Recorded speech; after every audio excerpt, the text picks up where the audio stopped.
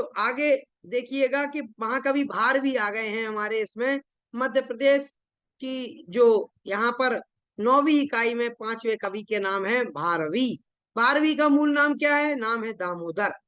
माता पिता कौन है? माता जी हैं सुशीला, पिताजी हैं इनके नारायण स्वामी। गोत्र इनका कुशिक है।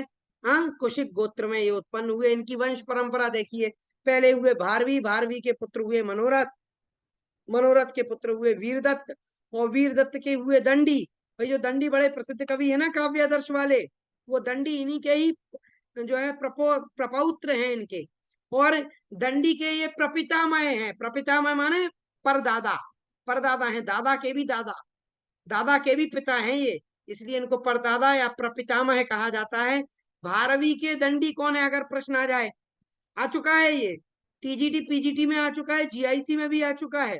ध्यान रखिए, अगर प्रश्न आया दंडी के प्रपितामह कौन है, तो आपको सीधा टिक करना है। दंडी के प्रपितामह कौन है? दंडिनः प्रपितामह कहा भारवी। और भारवेः भारवेः प्रपौत्र कहा, तो आपको उत्तर लगाना है दंडी प्रपौत्र और प्रपितामह। ध्यान रखिएगा, नहीं तो पौत्र पर लगा दो, सब मिट्टी पलीत करके आ जाओ भैया, ऐसा नहीं करना।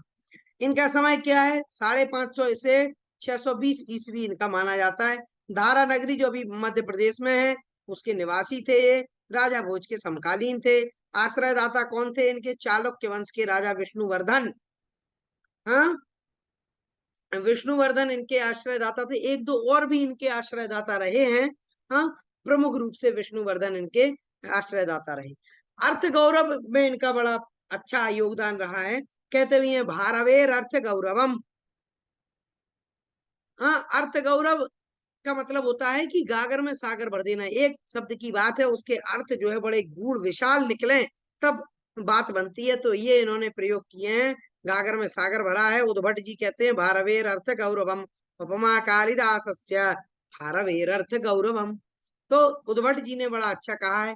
इनकी उपाधि क्या है? इनकी उपाधि है आतपत्र भारवी। इन्होंने क्या किया?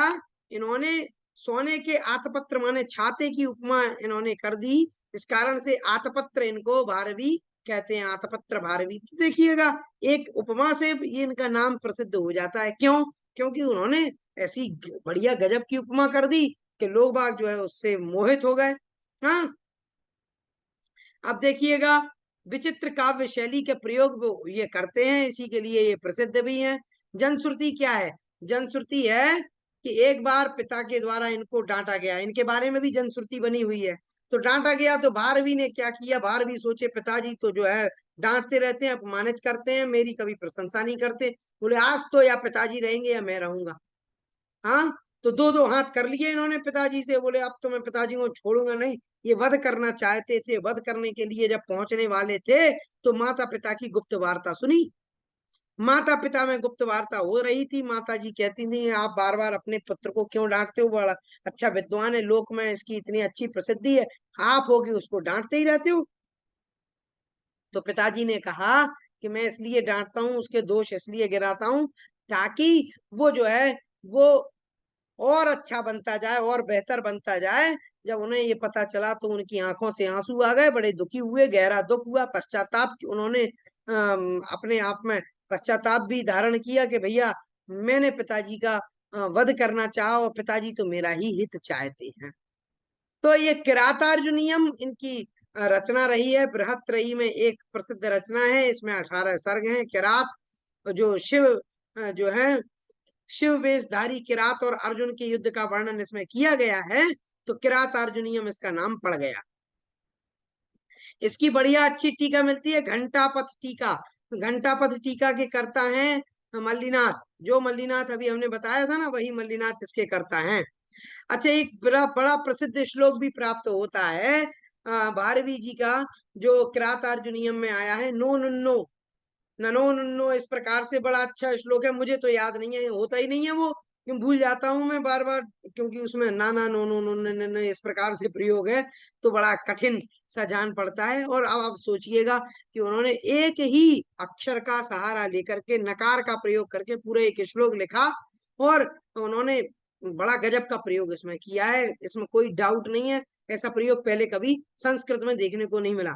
चित्र काव्य का भी बड़ा अच्छा प्रयोग किया है इन्होंने। हाँ, कला पक्ष पर भी बड़ा अच्छा ध्यान देते थे। तो ये देखिएगा कि काव्य के कला पक्ष को बड़े अच्छे से इन्होंने सजाया संवारा है। प्रसिद्ध छंद इनका कौन सा है? हाँ, प्रसिद्ध छंद है इनका वंशस्थ। मंगलाचरण आप देखेंगे किरातार्जुनीयम का, तो उसमें आता है श्रिया कुरुणाम अधिपस्य पालनीम।